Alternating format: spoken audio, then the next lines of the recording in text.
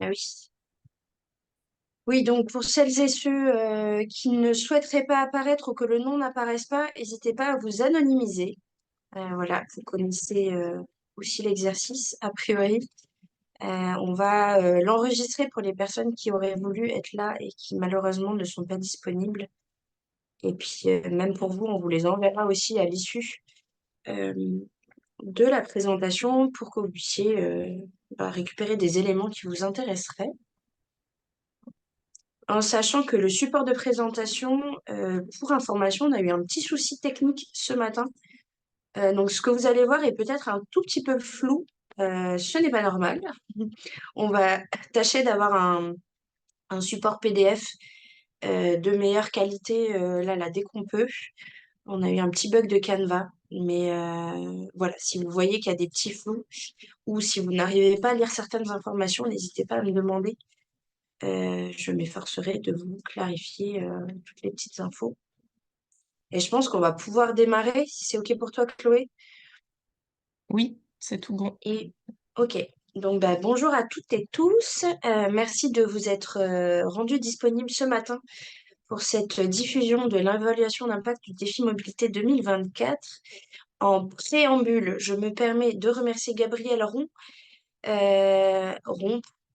j'espère que j'écorche pas ton nom, Gabriel, de Grandlieu Communauté, qui s'est rendu disponible pour nous faire son retour d'expérience, qui interviendra après la présentation euh, de l'évaluation d'impact, voilà, pour nous partager son retour d'expérience à elle, donc Grandlieu Communauté, mais aussi à une entreprise, d'une entreprise, pardon. Et puis, je me permets de vous présenter aussi Chloé Jacques, qui est donc ma collègue à la mobilité, qui m'a rejoint au mois de septembre et que je suis ravie d'avoir avec moi ce matin. Donc, Chloé, si tu peux faire un petit coucou. Euh, Bonjour tout le voilà, monde. qui est à la technique aujourd'hui. Donc, si jamais... Ah oui, alors je suis un peu enrhumée, je suis navrée d'avance. Si jamais vous avez un problème d'audio ou si vous, je sais pas, n'hésitez pas à nous envoyer des messages sur le chat en sachant, voilà. La petite astuce du jour, c'est qu'on a des travaux. Chloé, est-ce que c'est insupportable ou pas? Tu m'entends bien quand Euh, même? Faut peut-être demander aux autres parce que moi j'entends les mêmes travaux que toi dans un bureau à Ouais, côté, c'est vrai. mais Si jamais c'est insupportable et que vous nous entendez plus, bah dites-le nous et je sais pas quelle solution je pourrais vous offrir, mais voilà, l'immeuble est en travaux, donc toutes nos excuses par avance. Donc on va démarrer tout de suite s'il n'y a pas de questions et si tout le monde m'entend bien. Je vais vous partager mon écran. L'objectif du jour, il est pluriel. On va démarrer, je vais vous montrer. Est-ce que vous voyez, Chloé, est-ce qu'on voit mon écran? C'est bon? oui, c'est très Je suis au bien. bon endroit? Ok. Donc, à quoi sert l'évaluation d'impact aujourd'hui et comment on s'y est pris? The. Euh, donc, l'évaluation d'impact, on va commencer par vous repartager les informations essentielles de la participation 2024 dans les établissements scolaires, les établissements professionnels et puis les écoles de second niveau, donc les facs, les universités et les écoles d'ingénieurs notamment. Notre objectif, on en a trois pour ce matin, c'est est-ce que le défi mobilité sert vraiment à faire évoluer les modes de déplacement des Ligériens? Est-ce que notre méthode d'expérimentation, elle est efficace et elle est satisfaisante pour les participants? Et est-ce qu'on a les bons leviers pour passer à l'action une fois le défi mobilité terminé? Comment on s'y est pris pour faire l'évaluation d'impact? En premier lieu, on a fait un bilan avec les territoires participants qu'on remercie chaleureusement à la fin du défi, donc courant du mois de juin, où 18 référents de territoire ont participé pour voir un peu à chaud comment ça s'était passé, est-ce que c'était satisfaisant ou pas, est-ce que ça avait bien fonctionné tout simplement, et est-ce que globalement la technique était opérationnelle. Et puis, le 16 septembre, on a lancé une grande enquête qui a été reçue par tous les participants sur la plateforme, sur le site, qu'ils soient participants, tout simple, référents territoire, référents d'entreprise, référents scolaires.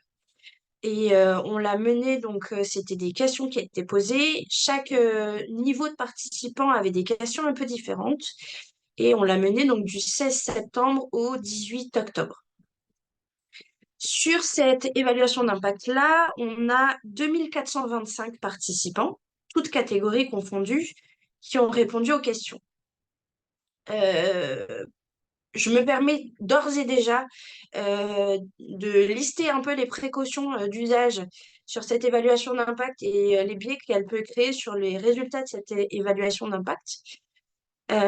Premièrement, on a 2425 participants sur ces questionnaires, mais tous n'ont pas répondu à l'ensemble des questions. Ça, c'est la première chose. La deuxième chose, c'est que on s'est rendu compte avec Lime Survey qu'il y a quand même beaucoup de personnes qui ont reçu cette évaluation d'impact dans les spams, qui l'ont pas reçu du tout pour des questions de sécurité de vos boîtes mail, ce qui est une très bonne nouvelle pour vous, ce qui était moins bien pour nous, parce que je pense que beaucoup de personnes sont passées à côté. En tout cas, on a reçu beaucoup de messages d'erreur, vraiment, je dirais un bon 20% quand même. Et puis, enfin, une dernière, enfin, deux petites précautions aussi. La première, c'est une erreur de notre part. Moi, j'ai eu un problème de questionnaire. Il y a un certain biais sur un questionnaire participant où, quand on avait une réponse négative, on ne pouvait plus donner son avis sur. En fait, c'était sur les freins et le levier. Une fois qu'on disait qu'on avait des freins, on ne pouvait plus mettre les leviers. Donc, ça biaisait un peu les réponses, mais l'un dans l'autre, en termes de réponse, c'est assez équilibré. Donc, c'est un biais. Ça aurait pu être mieux, mais ça n'a pas un énorme impact sur l'évaluation. Et puis, autre biais, c'est qu'on va beaucoup parler sur l'évaluation d'impact des réponses des participants. Il faut bien avoir en tête que c'est l'avis et le point de vue de 2000 personnes et pas des 12 000 et quelques personnes qui ont participé cette année. Voilà, donc gardez bien ça en tête sur tout ce qu'on va se dire là dans les minutes à venir. Je vais essayer d'être le plus synthétique possible euh, pour pas dépasser l'horaire. On a jusqu'à midi. Évidemment, si vous avez des questions, n'hésitez pas à le mettre dans le chat. Des points de clarification, etc. Voilà. N'hésitez pas, même sur la méthode. Voilà, on est là pour en échanger sans souci. Donc, c'est parti. Alors, petit rappel pour celles et ceux qui éventuellement arriveraient sur le défi mobilité là aujourd'hui avec cette évaluation d'impact. Donc, le défi mobilité, pour rappel, existe en Pays de la Loire depuis 2019. Il a été co-créé par l'ADEME et l'association Alizé et il est aujourd'hui cofinancé par la région des Pays de la Loire qu'on remercie et qui, il me semble, est dans le public aujourd'hui. Bonjour Xavier. Donc par l'ADEME aussi toujours et puis par le PRSE 4. L'objectif était le suivant, c'était de permettre à un maximum de personnes en Pays de la Loire de modifier ces modes de déplacement par une méthode qui soit collective, ludique et qui permette d'expérimenter sur un temps court, donc une semaine. Cette année, ça a eu lieu du 19 au 21 avril. Non, je suis en train de confondre les dates de 2024 et 2025. En tout cas, ça a eu lieu courant du mois d'avril et et voilà, on va vous rappeler un peu le nombre de participants, mais pour vous faire un bref récapitulatif des avantages que nous, on y voit et que vous voyez à l'écran, c'est que la mobilité, c'est jamais juste se déplacer, ça a aussi un impact sur notre santé, notre bien-être au travail, la qualité de nos échanges avec nos collègues aussi. Ça crée du collectif quand on se déplace autrement, notamment on pense au covoiturage évidemment qui se fait à plusieurs. Ça nous permet de faire de belles économies. Ça nous fait prendre, plutôt voir le temps autrement. Bref, on y voit plein d'avantages en dehors de l'aspect climatique euh, et des gaz à effet de serre voilà, qui sont économisés quand on change de mode de déplacement. Et donc là, je vais passer à un bref récapitulatif de comment ça s'est passé en termes de participation sur le défi mobilité 2024 et on passera à l'évaluation proprement dite après. Donc cette année, on est très content car tous les voyants sont ouverts, à une exception près, j'y reviendrai. Donc il y a 61 territoires qui se sont engagés dans les 5 départements. Ils étaient 49 en 2023.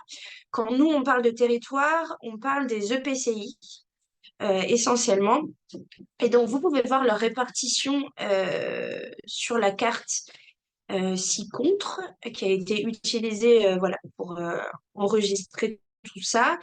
Euh, En termes de participation, on a une plus forte participation cette année sur la Sarthe, avec l'arrivée du pays sabolien. Donc, bonjour Hugo, j'espère que tu vas bien. Je t'ai vu passer aussi. Donc, jusque-là, il n'y avait pas d'établissement scolaire qui participait au défi en Sarthe. Donc, on est très contents. Et puis, parmi les nouveaux territoires aussi qui se sont engagés, je pourrais noter l'Ernée, donc le pays sabolien, le pays fléchois. Et puis après, je me permets quand même de remercier les grands fidèles qui sont là depuis le début et qui se répartissent assez bien sur le territoire, vous pouvez le voir, en sachant que on va pas du tout vous comparer entre territoires. Il y a des territoires qui sont beaucoup plus morcelés que d'autres en fonction des départements. C'est le cas de la Vendée. Il y a beaucoup plus de territoires, par exemple, qu'en Maine-et-Loire. Donc voilà, un grand merci à vous toutes et tous pour votre participation cette année. Euh, voilà. Euh, je vois qu'il y a des messages dans le chat. Chloé, n'hésite pas si jamais c'est des petits messages où je dois les prendre en compte au fur et à mesure. Je vais Je ne partir. manquerai pas, c'est pour l'instant des bonjours. Ah, bah super, bonjour. Merci Chloé. Euh, la participation des pros, donc globalement. L'année dernière, vous le voyez aujourd'hui, enfin l'année dernière, non, cette année, on a eu 396 entreprises participantes et 9666 pros actifs. Je savais que j'allais avoir du mal à le dire, mais écoutez, c'est comme ça, c'est le hasard des chiffres. Globalement, tous les voyants sont au vert. Donc, on a plus d'entreprises qui se sont engagées cette année et surtout beaucoup plus de personnes qui ont participé, ce qui veut dire que le nombre d'entreprises qui poursuivent le défi ou qui s'inscrivent sont globalement assez à l'équilibre. Par contre, il y a plus de personnes qui s'engagent, ce qui veut dire que vos collectifs sont de plus en plus nombreux euh, au sein de vos entreprises. Et ça, c'est super, parce que nous, notre défi, il est vraiment collectif et c'est vraiment ce qu'on recherche, donc c'est top. Je me permets aussi de préciser qu'il y a 396 entreprises participantes qui sont allées jusqu'au bout du chemin, donc jusqu'à la validation de leur trajet. À noter quand même qu'il y avait 448 entreprises qui s'étaient inscrites et qui sont allées, ben, en fonction des situations, plus ou moins loin dans le processus de participation. Alors, on y reviendra après hein, sur l'amélioration de nos outils. Les raisons sont diverses. Des fois, c'est juste des entreprises qui s'étaient inscrites pour voir l'information, voir comment ça fonctionnait, puis en fait, qui sont pas allées jusqu'au bout, tout simplement parce qu'elles n'avaient pas les moyens humains et matériels de le faire, parce que finalement, elles n'y voyaient pas d'intérêt, ça peut arriver. Aussi parce que la date ne les arrangeait pas. Et puis, on a quand même une relative forte proportion d'entreprises qui ont eu du mal à gérer l'outil Internet. Voilà, donc ce qui explique ce fort écart entre le nombre d'entreprises qui vont jusqu'au bout et le nombre d'entreprises qui se montrent intéressées à la base. Ça, c'est une première chose. Ensuite, sur le taux de report modal, sur la participation, bah écoutez, c'est super aussi, 25,46%. Euh, on n'a pas forcément les chiffres du taux de report modal moyen en France à l'année et encore moins sur les Pays de la Loire. Moi, j'avais trouvé des chiffres l'année dernière, en 2023, qui se situaient autour de 7,5% de personnes qui, chaque année, changent de mode de déplacement. Et puis, on vous a remis des chiffres à la fin sur le taux de report modal, en fait, en fonction des modes de déplacement. On y reviendra, mais en tout cas, 7,5 versus 25,46%, c'est non négligeable. Et puis, pour information, pendant le défi mobilité, les participants ont effectué 20 tours de la Terre en voiture. Ça paraît fou, mais qui l'ont pas fait en voiture, du coup, qui ont tout fait sauf en voiture, donc c'est vraiment super. Euh, Et puis, juste une petite information, enfin, pas une information, une observation sur les modes utilisés. On va le voir en comparatif avec les scolaires, mais les modes de transport sont assez différents entre les scolaires et les professionnels. Là, ce que vous observez à l'écran, c'est qu'il y a eu beaucoup de trains, beaucoup de vélos et beaucoup de covoiturage. Par quoi ça s'explique? Alors, il y a évidemment plusieurs facteurs, mais globalement, le trajet médian des actifs, que ce soit au niveau national et chez nous, alors, avec une grosse nuance à apporter sur les zones rurales et les zones périurbaines, puis les zones urbaines, évidemment, mais globalement, un actif fait 12,5 km pour aller au travail tous les jours, et la même chose pour le retour. Donc, ça explique pourquoi il y a très très peu de marcheurs sur ce défi mobilité, à peine 0,3%, et pourquoi il y a autant de covoiturage et de trains. Euh, un grand salut à tous les cyclistes qui ont fait l'effort et qui sont quand même 25%. Globalement, le vélo, on peut faire une dizaine de kilomètres quand on a un VAE et qu'il fait beau. Ça devient plus compliqué dès qu'il pleut et qu'on a un vélo mécanique. Euh, vous vous en rappelez peut-être pas, mais on avait une catégorie bonus. Là, une fois que le défi mobilité s'est terminé, qui avait été ajouté au podium régionaux habituels. Et il y a quand même des cyclistes qui ont fait plus de 200 km sur leur semaine. Donc encore un grand bravo à eux. C'est possible. Ça reste une petite frange des cyclistes qui préfèrent faire moins de 10 km pour leur trajet. Annie, Voilà pour les... Oui, en- dans le chat, une question qui est oui, posée, c'est est-ce oui. que la mixité des modes de transport est prise en compte ou la multimodalité, comme par exemple le transport en commun et la marche? Ouais, tout à fait. Alors, c'est vrai que c'est des chiffres qu'on ne fait pas apparaître, mais là, c'est une synthèse. Donc, bien sûr, vous pourrez retrouver les pourcentages de multimodalité. En gros, ce qu'on a regardé, nous, c'est que la plupart des gens font de la multimodalité, en fait.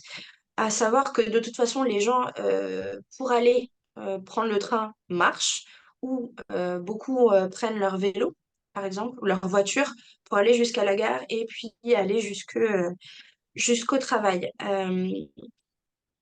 En gros, il y a un bon 15-20% de personnes qui étaient en multimodalité sur l'ensemble des modes de transport, donc tout confondu. Voilà. J'espère que j'ai répondu à la question de façon claire. Passons au scolaire. Alors, je vous disais tout à l'heure qu'on a eu tous les voyants étaient ouverts, sauf un. Eh bien, le voici, le voilà, c'est nos scolaires. Alors, on a quand même 50 établissements scolaires qui se sont inscrits cette année et c'est super. 2653 enfants qui ont participé. On ne compte pas tous les accompagnants. Donc, l'équipe d'accompagnement, donc les enseignants, la direction, les équipes du périscolaire, les parents d'élèves et puis autres qui ont joué le jeu, qui n'ont pas été comptabilisés. Mais globalement, il y a 2653 enfants qui ont participé, plus accompagnants. Pourquoi on dit que c'est pas ouvert? L'année dernière, enfin, déjà parce qu'il y a 65 établissements scolaires qui se sont inscrits en 2024. Nous, on en a quand même perdu une quinzaine. Pour les mêmes raisons que pour les pros, en fait, c'est que c'était parfois difficile pour eux de s'inscrire, d'aller jusqu'au bout, de l'intégrer aussi à leur programme scolaire. Et donc, on les a un peu perdus jusqu'au bout du chemin. Aussi, on a constaté que dès le début, il y avait aussi moins d'établissements scolaires qui s'étaient inscrits cette année tout court. Il y en avait environ 80 l'année dernière.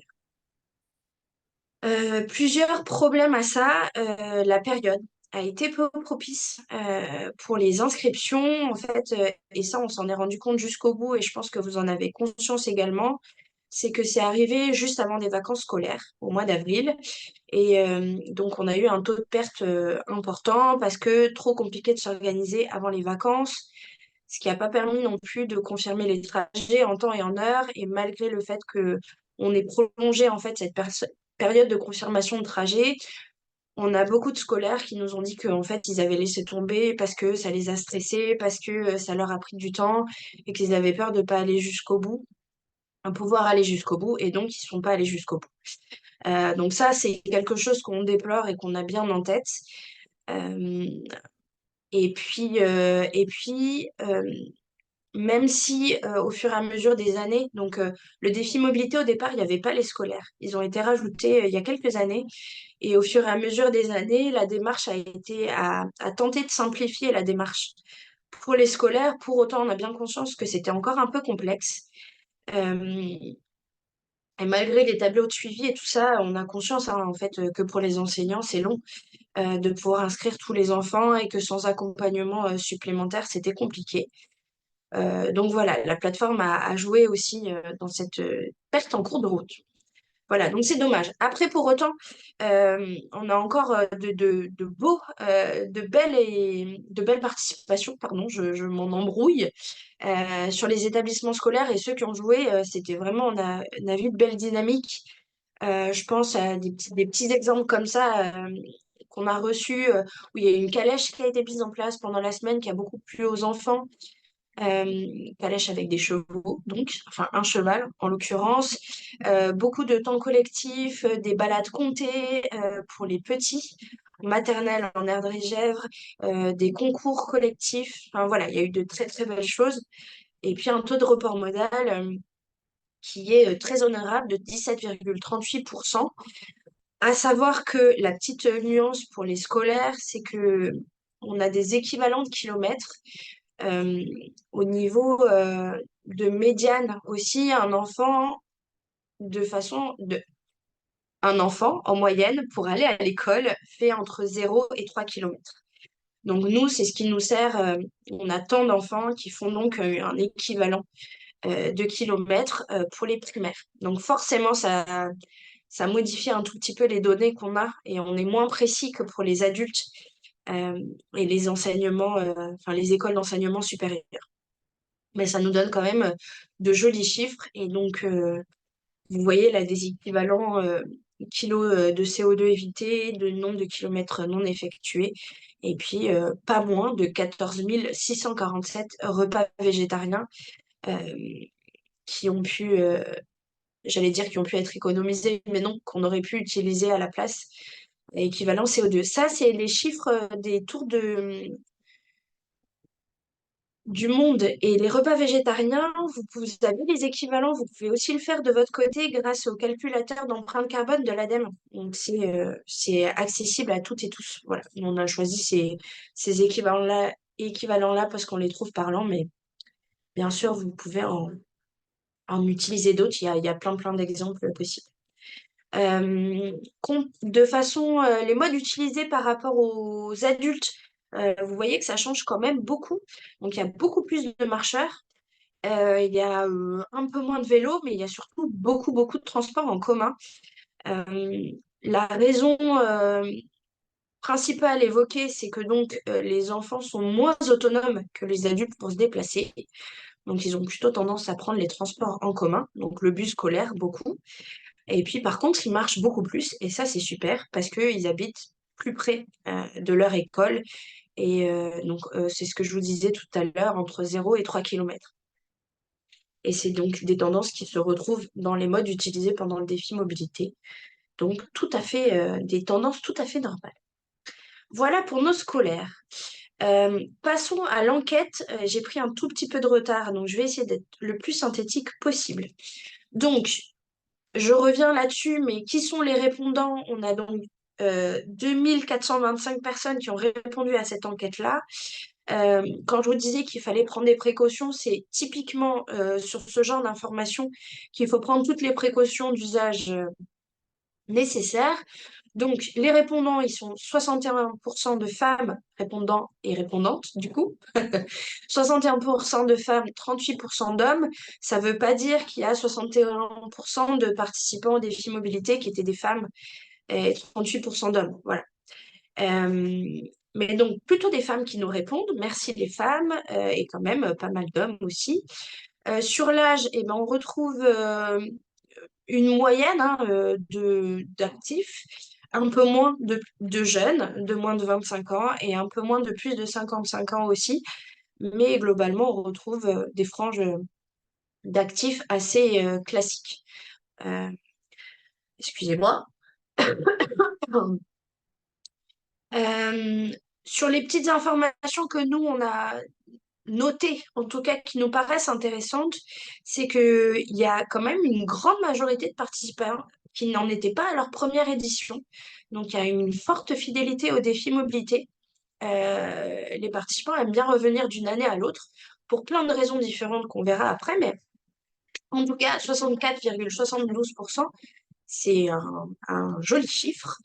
Euh, et puis, sur les jours de participation aussi, la tendance est plutôt à jouer toute la semaine, avec 32,23% des personnes qui jouent 5 jours, 30% qui jouent entre 1 et 4 jours, et quand même 1,50% qui jouent 6 jours. Donc, globalement, l'idée, c'est de modifier ces modes de déplacement au maximum, en tout cas, avec un noyau de participants, pardon, qui sont très solides. Sur les chiffres de, du questionnaire, on a eu des chiffres improbables de 7 jours de participation. On a décidé de ne pas les noter, hein. Vous comprendrez pourquoi. Peut-être que c'est cohérent parce que beaucoup de personnes sont à mi-temps et ont décidé de jouer tout au long de la semaine, mais très probablement qu'il y a eu des petits bugs voilà, dans les réponses. Donc voilà pour la typologie des répondants. Là, on s'attaque au dur de l'évaluation d'enquête, c'est sur les motivations, qu'est-ce qui pousse les participants à faire le défi. Les réponses sont très différentes entre les typologies de répondants. Donc, on a trois grandes catégories, les territoires, les établissements, qu'ils soient scolaires ou professionnels, et les participants. Ce qui est super intéressant pour nous de constater, c'est que parmi toutes les motivations qui ont été proposées, euh, donc il y avait environ 9 catégories par question, et puis on vous a laissé la possibilité de rajouter en fait vos propres motivations. Eh bien, c'est souvent les mêmes qui reviennent, et surtout, c'est des motivations qui s'imbriquent extrêmement bien les unes aux autres entre les territoires, les établissements et les participants. Je m'explique. Euh, pour les participants, participer au défi, je suis désolée, hein, je vais dire beaucoup de fois participer, vous avez le droit d'en avoir un petit peu marre. Bref, pour les participants, l'essentiel, c'était le collectif, le climat et le fait que l'établissement soit exemplaire sur ces pratiques. Et ça tombait bien parce que pour les établissements, euh, ils ont participé au défi parce que leur politique RSE était essentielle pour eux. Donc, qualité de vie et bien-être au travail, euh, mais aussi donc, tout ce qui est autour de l'environnement et la politique climatique de manière générale, et aussi créer de la cohésion d'équipe. Donc, vous voyez le lien qu'il y a entre les deux, c'est top, parce que les établissements sont motivés à créer de la cohésion d'équipe et les participants ont envie qu'il y ait une vie d'équipe. Et puis pour les territoires, c'est pareil. Euh, le lien se fait bien avec les établissements puisque c'est un événement qui est incontournable sur le territoire auquel ils ont envie de faire participer les établissements pour créer du lien, pour faire connaître leur politique aussi de mobilité et euh, pour montrer que la collectivité est exemplaire sur tous ces sujets. Donc vous voyez à quel point euh, voilà, vous êtes tous très cohérents, toutes et tous très cohérents sur vos motivations et en fait, ça prouve que tout le monde, enfin, toutes et tous ensemble, on peut créer une dynamique qui soit un cercle vertueux, en fait, qui soit très logique. Euh, voilà, quand on participe au défi. Euh, Autre sujet important pour nous à évaluer, c'était vos freins et leviers. Donc, à la fois les freins et leviers des référentes structures, référents territoires lorsqu'il s'agissait d'organiser le défi, et puis les freins et les leviers des participants. Pourquoi on arrive ou pas à changer son mode de déplacement au quotidien, ou du moins pendant une semaine, et qu'est-ce qui fait que ça fonctionne ou pas. Et là aussi, c'est assez logique. Donc, on a commencé par évaluer les établissements. Donc, globalement, un établissement, ce qui pose problème dans l'organisation du défi, mais plus particulièrement sur faire évoluer les modes de déplacement, c'est un manque de motivation des équipes, un manque de temps pour l'organiser et le manque de communication. Et ça, c'est intéressant aussi parce que dans les leviers, par contre, là où ça a bien fonctionné, bah, c'est le miroir de ces freins-là. C'est-à-dire que quand c'était suffisamment anticipé, eh bien, l'établissement est parvenu à proposer une diversité de solutions qui a permis de motiver les équipes, mettre une communication adaptée qui a permis de s'organiser et de bien anticiper en avant, et avoir un groupe projet motivé qui a aussi permis de motiver les équipes et de faire en sorte que le défi se passe bien.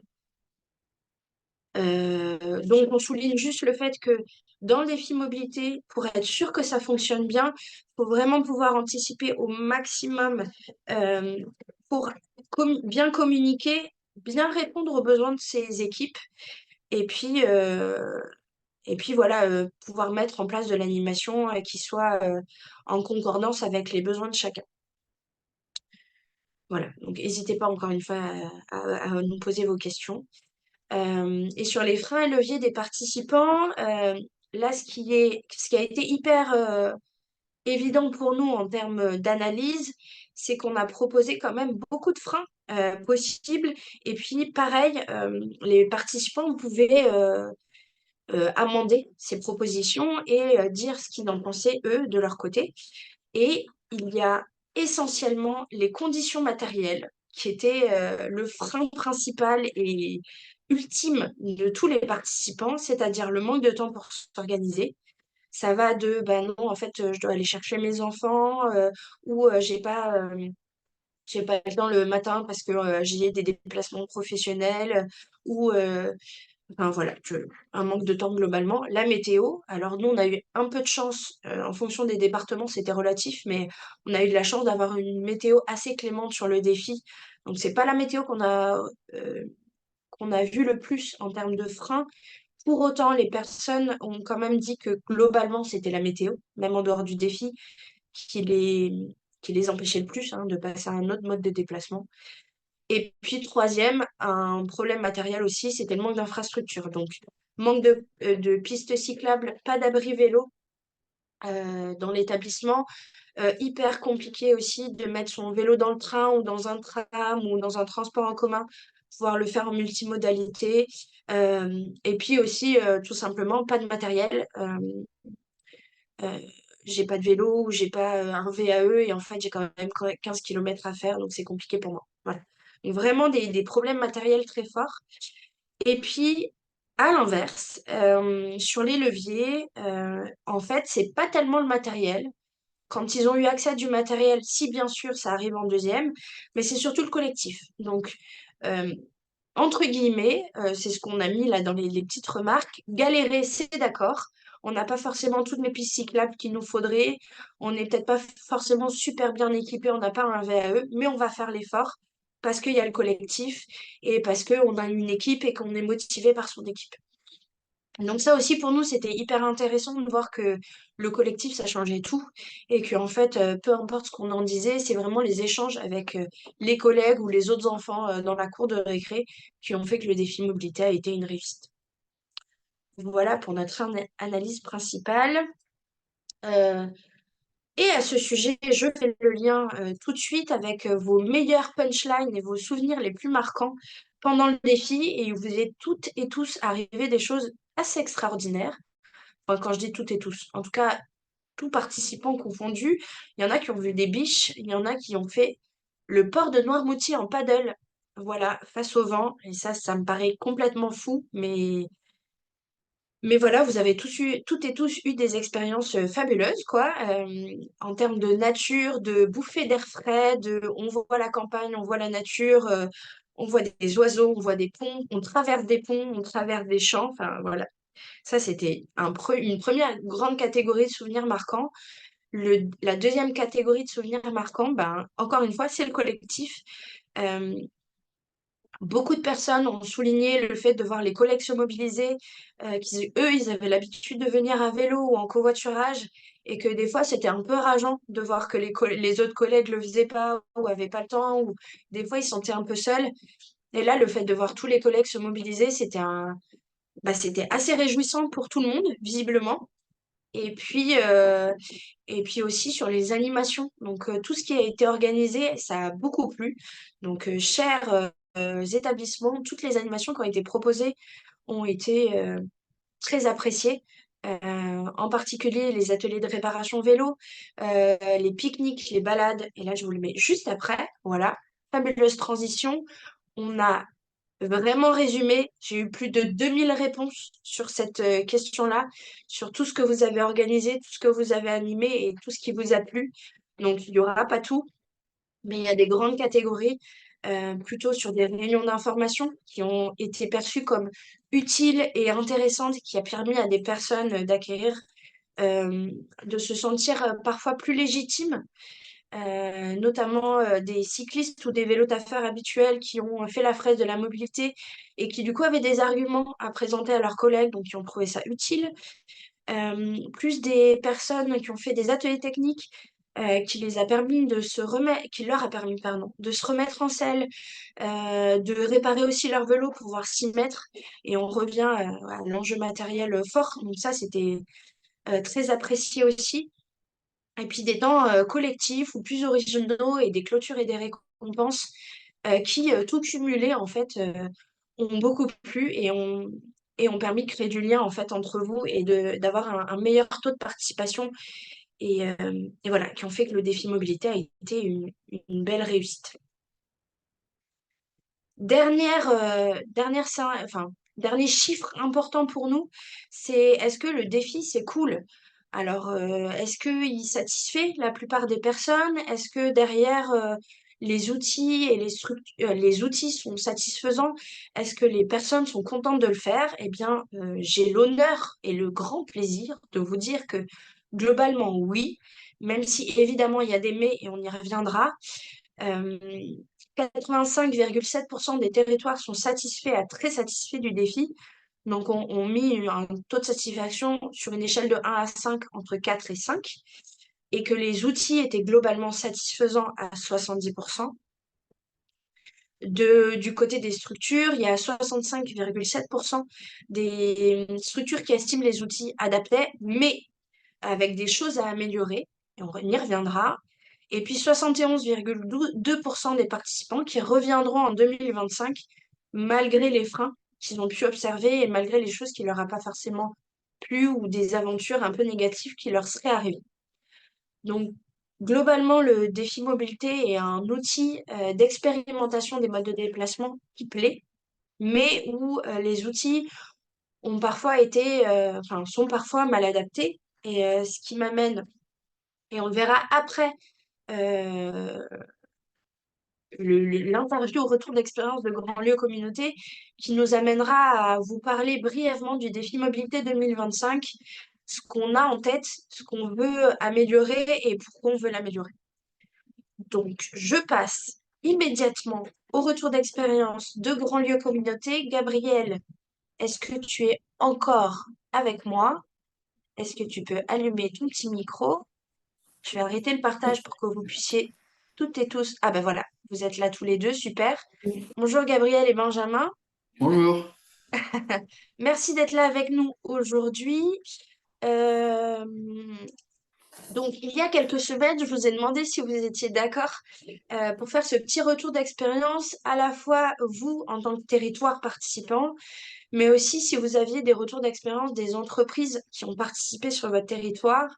Et du coup, je vous ai envoyé des petites questions. Et si vous êtes d'accord, on va démarrer tout de suite. C'est OK. Super. Alors, est-ce que vous pouvez présenter brièvement le territoire de Grandlieu Communauté? Ouais, donc du coup, Grandlieu, c'est un regroupement de 9 communes. Il y a plus de 40 000 habitants sur le territoire. On est on est ouais, dans l'aire d'attraction de Nantes Métropole. Et on est un territoire plutôt périurbain, plus rural. Voilà. Alors, je l'ai montré là sur la présentation, mais vous avez une forte participation cette année sur le défi. Vous participez depuis les débuts du défi, depuis 2019. Bravo. Euh, D'abord, peut-être pour resituer, donc tu nous disais périurbain, voire zone rurale. Brièvement, est-ce que ça a un impact sur votre plan de mobilité? Comment ça se passe chez vous et comment les personnes se déplacent de manière générale On était sur plutôt votre sur un territoire? territoire de tout à la voiture, si je puis dire. Ouais. Après, dans notre stratégie mobilité, on est quand même un territoire ambitieux sur le développement des mobilités douces. On travaille actuellement sur le développement des pistes cyclables, éventuellement de l'apprentissage du vélo à l'école. Donc, non, non, il y a quand même plutôt de l'ambition côté développement de mobilité douce. Est-ce que depuis 2019 et votre participation au défi, mais même sur vos plans de mobilité générale, est-ce que vous voyez une évolution vis-à-vis du tout voiture? Ouais, je suis désolée, ça doit être très pénible et j'en suis désolée, ça fait un peu de bruit. Non, non, c'est pas ça, c'est que moi je suis pas là depuis assez longtemps pour avoir un regard, peut-être Benjamin, toi un peu plus par rapport à avant. Ouais, bon, on est arrivés tous les deux il y a un an. Donc, Ah, Après, il y a zut! on voit, nous, dans les statistiques des années précédentes sur le défi mobilité, que, en tout cas, la participation, elle est croissante. Et ça doit témoigner si ce n'est peut-être un changement des habitudes, mais au moins une prise de conscience qui est croissante d'année en année sur le territoire. Puis ça va aussi avec les dispositifs qui se développent. Donc sur le territoire, les itinéraires cyclables, tout ça, dont parlait Gabriel à l'instant, et qui sont de plus en plus utilisés par les habitants. Donc en termes de chiffres bruts, il n'y a pas grand-chose, mais en termes d'impression, vous nous entendez bien? Je vous entends bien, mais ouais, ça fait un peu de bruit. J'espère que pour vous, c'est bon, surtout. nous on entend Ouais, nous bien. on entend bien, ouais. Ouais, c'est OK, super. Et en impression, en tout cas, ouais, c'est réel, quoi. Ouais. Et du coup, comme ça fait... Donc, pour information, vous aviez plus de 202 participants par rapport à l'année dernière, plus de trois établissements participants par rapport à l'année dernière aussi. Donc, vous êtes en forte croissance. Est-ce que vous diriez que depuis 2019, il y a quand même une certaine lassitude vis-à-vis du défi, ou au contraire, le défi est de plus en plus connu et de plus en plus apprécié et un outil un peu incontournable sur le territoire. Comme Moi, je vous pense n'êtes pas là depuis longtemps, peut-être que vous n'avez pas le facteur lassitude. Bah, nous, c'est un peu particulier parce que le défi, on a aussi la carotte qui est la récompense. On offre une carte cadeau, j'achète grand lieu, donc c'est une carte qui favorise l'économie circulaire sur le territoire pour récompenser les participants au défi. Et donc au cours de la remise de prix qu'on a fait là en septembre, tous les deux avec notre collègue aussi au développement éco, on a rencontré les entreprises du territoire et les collectivités. Et même celles qui participaient depuis longtemps, elles étaient vraiment très contentes qu'on vienne, qu'on leur remette la récompense. Et elles nous disent, chaque année, on a de plus en plus de participants, on a des meilleurs résultats. Donc lassitude, moi, j'avais pas l'impression en tout cas. non, non plus. Ouais, globalement pas. Ok, bah, c'est une très bonne nouvelle. Et alors justement, vous nous avez un peu spoilé la suite, mais ça donne envie, donc c'est parfait. Qu'est-ce que vous avez mis en place pour le défi mobilité cette année et qu'est-ce qui a le mieux fonctionné et qu'est-ce qui est peut-être un aveu d'échec sur l'organisation ou quelque chose qui serait amélioré pour l'année prochaine? Hum, Euh, ben, je- ouais, je vais commencer par le négatif, entre guillemets, les points d'amélioration qu'on a. Nous, c'est le public scolaire qu'on a eu beaucoup de mal à capter. Parce qu'en fait, on les a informés un peu tard. Et eux, leur programme, il est bouclé assez tôt. Et pour eux, c'était pas possible de le caler dans l'emploi du temps. Par contre, à côté, il y a des écoles qui avaient déjà prévu de mettre en place des choses. Ils ont fait des semaines de la mobilité douce. Mais par contre, ça correspondait pas du tout aux dates du défi, mais c'était totalement l'équivalent, mais à l'échelle de l'école. Donc c'était intéressant. Juste pour l'année prochaine, en fait, il faut qu'on anticipe un petit peu plus sur les dates. Et puis je laisse Benjamin poursuivre sur ce qu'on a fait de bien. Nous, on a fait une grosse communication aussi en amont et a posteriori. La communication en amont, c'était des interviews filmées qu'on a postées sur LinkedIn pour dynamiser un peu le réseau d'entreprises. Et peut-être que vous en avez vu passer. Oui. En tout cas, Alizé, je sais que vous les avez vu passer parce qu'elles ont été likées. Donc, Oui, on les a transmis, ouais. On a fait des communiqués de presse, un peu d'articles sur le site web, et puis des kits de com pour les communes et des mails d'invitation donc divisés en trois, donc entreprises, scolaires Mairie. et mairie, ouais. Et donc on avait un peu des résultats de quel public ouvrait plus que d'autres les Ah oui, invitations, intéressant. qui étaient plus intéressés. Et on a aussi un peu des résultats un peu quanti sur la fréquentation de la page web qu'on avait fait par rapport au défi mobilité. Ouais. Et alors, Euh, verdict? et ben, c'était vraiment pas mal du tout en termes que ce que je peux donner en chiffres qui parlent. Par exemple, en mail, on a 32% des mails ouverts pour les entreprises, donc ce qui est pas mal pour une newsletter en fait. C'est Ah vraiment ouais, pas mal. En complètement. scolaire, Mm. que 8% et mairie 32%, donc c'est un tiers pour le public collectivité entreprise. L'ouverture, sachant que quasi toutes les mairies du territoire se sont inscrites au défi. Mm. Euh, Qu'est-ce que je peux dire d'autre en termes de communication sur LinkedIn, l'interview qui a le plus marché, c'était une responsable RSE d'une entreprise qui fait de fifine, c'est des pièces pour l'automobile. Et donc, c'est quand même, il y a eu presque un taux d'engagement sur la publication de 13%, donc ce qui est vraiment pas mal pour une publi LinkedIn. Ouais. Donc ça, c'était la Donc, communication LinkedIn, bon projet, quoi. Ok. ouais, avant le défi. Mm. Et puis après le Ouais. défi, on a fait des publications régulières, donc à la fois sur Facebook et à la fois sur LinkedIn, pour continuer justement un peu à capitaliser sur le défi et à dire bah, continuez à vous déplacer de manière plus sobre, Mm. continuez à garder vos bonnes habitudes. Ok. Chouette. Et est-ce que vous avez fait des animations sur le terrain? Non. Non. Non. Ok. Donc ça, globalement sur de la communication et puis après, donc peut-être ça rejoint notre analyse, c'est-à-dire un public scolaire difficile à capter. Ouais. Chouette. Eh ben super, merci. Est-ce que vous avez déjà une petite idée de ce que vous aimeriez faire pour l'année prochaine? Et là, je vous Côté prends public scolaire, complètement de déjà. cours. Non, on a Participer, déjà un oui. petit peu. Oui, participer. Non, on en a déjà un peu Ouais, parlé, mais peut-être plus anticiper du coup sur le public scolaire, histoire d'en capter quelques-uns. Ce serait bien qu'on démarre un ouais. peu côté scolaire. Et puis après, poursuivre au niveau de la communication, on était, enfin, comme ça a bien marché cette année, voir, alors, on ne sait pas si on va pouvoir faire plus, c'est plutôt Benjamin qui le dira, mais ça avait Mm, plutôt bien marché, donc voir à Mm. refaire quelque chose ouais. de similaire, quoi.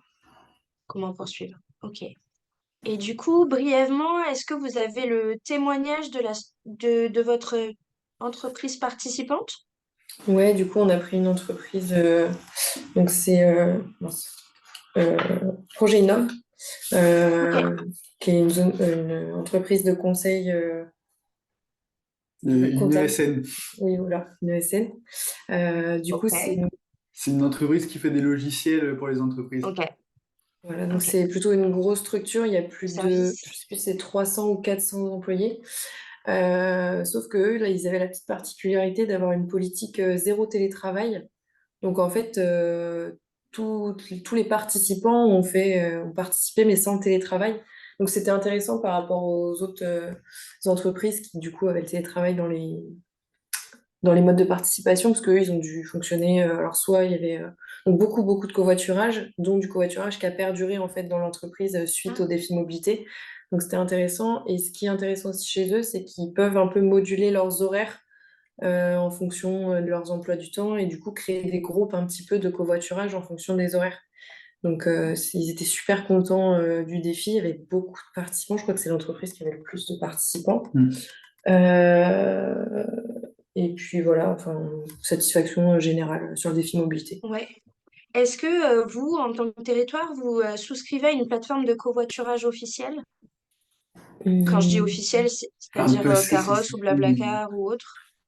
je sais plus comment ça s'appelle déjà. non, enfin, Bah, par le passé, ça s'est fait, mais ça se fait plus parce que c'était une plateforme sur laquelle il y avait personne.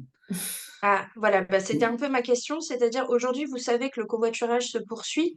Est-ce que vous savez comment et avec quoi et ce qui a facilité bon, leur sur les plateformes. organisation? Bah, Blablacar Daily, ça Ouais. marche bien sur le territoire. Ok, Caros aussi, hein, je crois. Ouais, Kairos aussi. Euh, d'accord.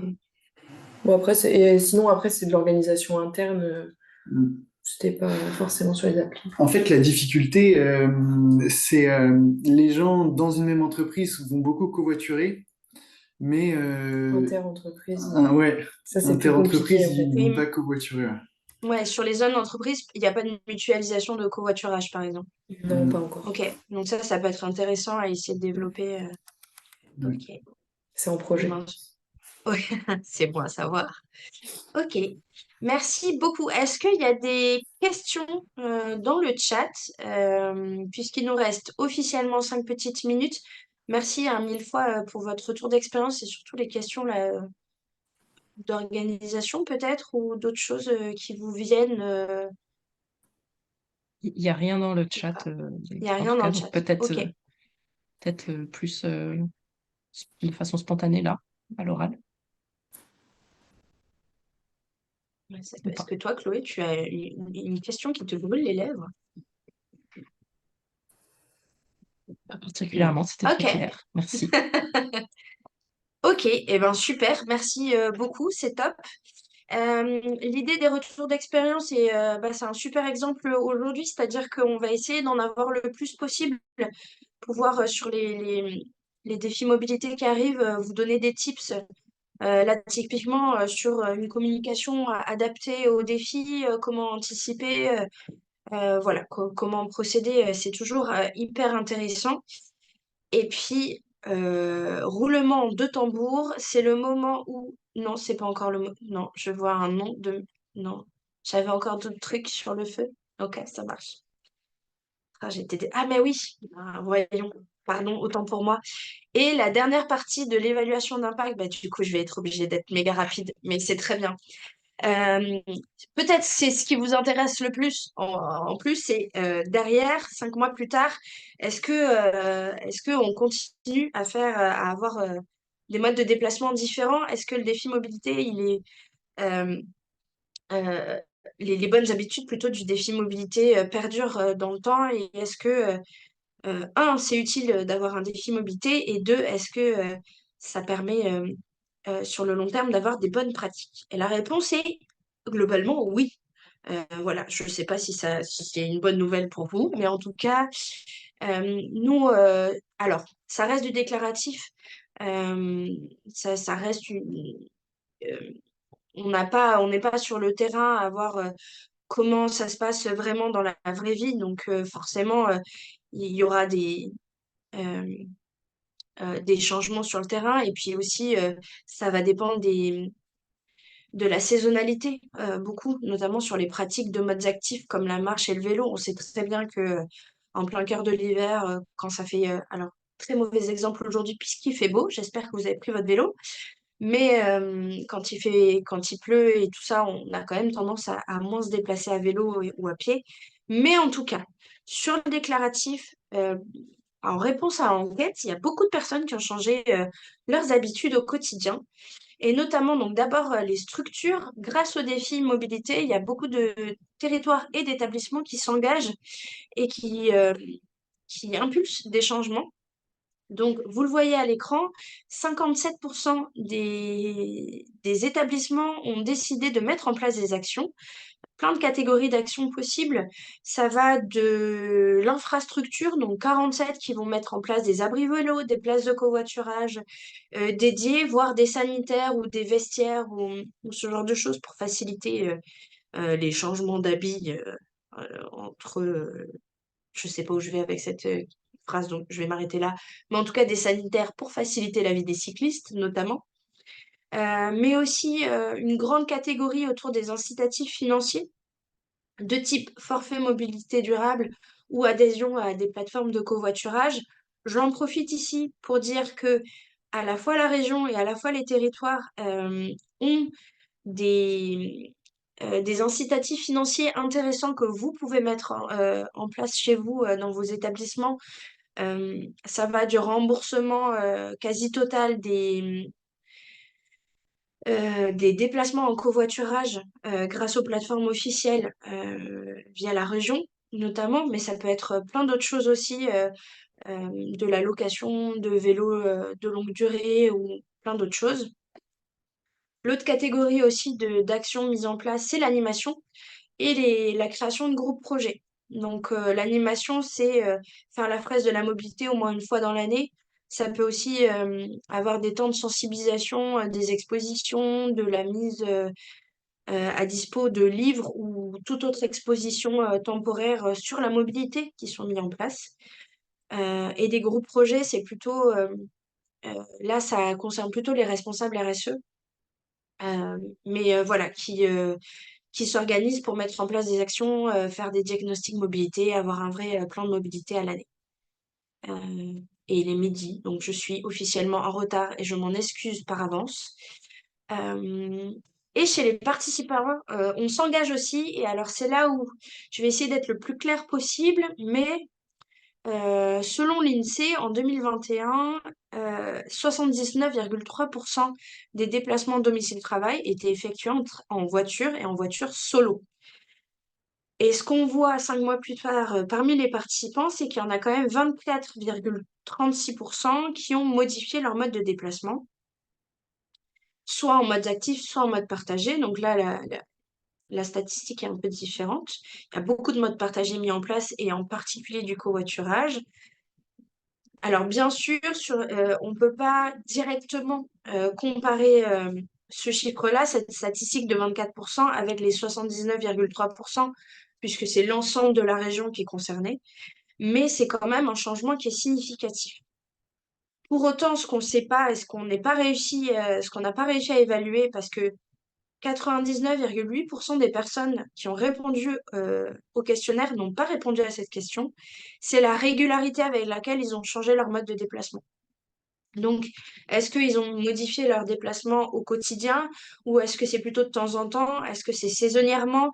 Est-ce que ça dépend un peu des jours parce qu'ils ont des contraintes différentes en fonction des jours? Ça, on ne le sait pas. Mais 24,3% des participants ont modifié leur mode de déplacement au moins de temps en temps depuis le défi mobilité. Et donc ça, on en est plutôt content et ça a été facilité par de l'achat matériel, des souscriptions à des offres de services mis en place par leur établissement ou par leur territoire ou même par la région ou même au niveau national, puisqu'on a encore des primes vélo.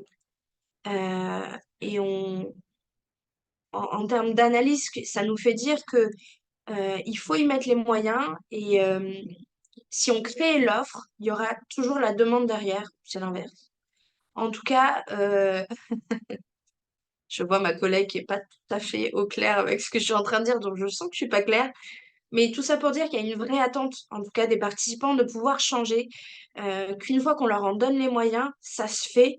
Et j'en profite aussi pour dire que après analyse des territoires, des établissements scolaires ou professionnels, là où ça a le mieux fonctionné pendant le défi mobilité, c'est vraiment les territoires et les établissements où ils ont été accompagnés, soit par des associations, soit par des entreprises, où il y a eu des ateliers, des animations, des temps de sensibilisation et vraiment un accompagnement qui a permis aux personnes qui découvraient d'être bien accompagnées, de se sentir en sécurité et aussi pour les personnes qui avaient plus l'habitude de se remobiliser parfois, de se sentir valorisées et vues.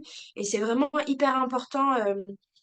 Nous, ce qu'on pense, c'est que le défi mobilité ne fonctionne que si il y a un vrai accompagnement sur le terrain, en fait, des participants au niveau collectif. Voilà. Et donc, je vais m'arrêter là sur l'analyse. Encore une fois, n'hésitez pas si vous avez des questions.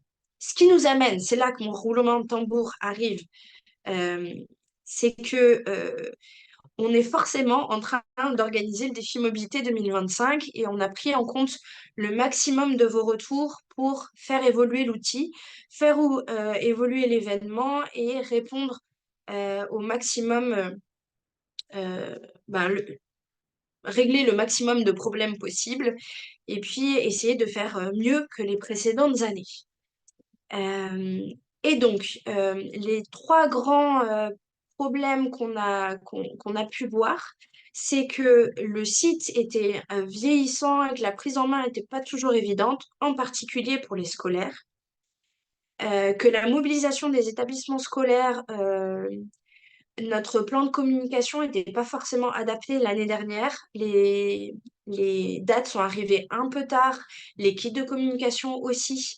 La plateforme est arrivée, a été ouverte un peu tard aussi, donc ça a été compliqué parfois pour les établissements et même pour vous, les territoires qui êtes présents aujourd'hui, d'anticiper votre plan de communication et de bien pouvoir vous organiser et donc de mobiliser mieux. Et donc, toutes ces choses-là font que cette année, vous avez déjà les dates du défi. Donc, normalement, vous les avez déjà eues sur LinkedIn, mais aussi par liste de diffusion. Mais donc, cette année, le défi mobilité revient du 19 au 25 mai 2025. Euh, le principe reste globalement le même. C'est une semaine pour modifier nos modes de déplacement. De la même façon que les autres années, mais je ne rentre pas. Ah ben je l'ai pas le dernier, mince. Et ben c'est dommage. C'est pas grave, je vais vous le dire à l'oral. Euh, on modifie, donc on abandonne notre site actuel et on va avoir un nouveau site, mais aussi une application qui va permettre aux participants de s'inscrire. Et toutes ces choses-là, toutes ces informations-là, vous allez les recevoir, enfin, vous allez pouvoir en prendre connaissance et les diffuser à partir du 3 décembre. Donc le 3 décembre, on a notre prochain webinaire de présentation uniquement pour les territoires. Je ne sais pas s'il y a des établissements, des structures aujourd'hui parmi nous, mais vous aurez les informations à partir du mois de janvier. Et donc normalement, de janvier à mai, on devrait avoir plus de temps pour vous donner les kits de communication, ouvrir les plateformes et bien anticiper les plannings. Pour la mobilisation des scolaires, c'est pareil, on fait un peu évoluer notre organisation et ce sera plus facile pour les établissements scolaires de participer. Et c'est pareil, ce sont des choses que toute l'organisation vous sera communiquée ultérieurement. Mais en tout cas, voilà, on a bien pris en compte toutes vos remarques à ce sujet. Je vais m'arrêter là parce que j'ai dépassé de déjà 6 minutes.